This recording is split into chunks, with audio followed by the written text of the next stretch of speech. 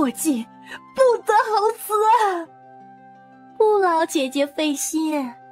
你死后，我们一个为帝，一个为后，在你绑着宁相府和忠永宫100多口人命打下来的江山里，会快活100年的。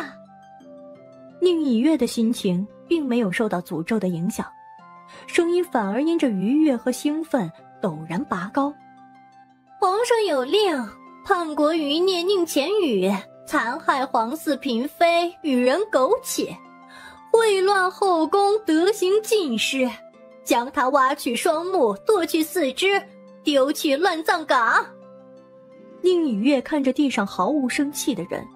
弹去锦袍上的一点浮尘，笑意狰狞恐怖。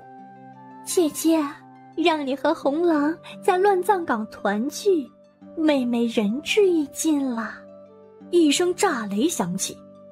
刚才还晴空万里的天瞬间昏暗如墨色，狂风如野兽般肆虐，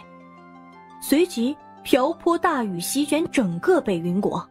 似乎在为无辜惨死的人哭泣。宁前羽残破的身躯被随意丢在乱葬岗的白骨之中，他已经痛到麻木，血水混着狂风暴雨流进他双眼的血窟窿，唯有心中无限喷薄的恨意支撑着最后一口气。司徒义、宁以月，你们杀我双儿，还宁府上下100口人冤死，更不惜残害忠永侯一家。来生来世，就算化作厉鬼，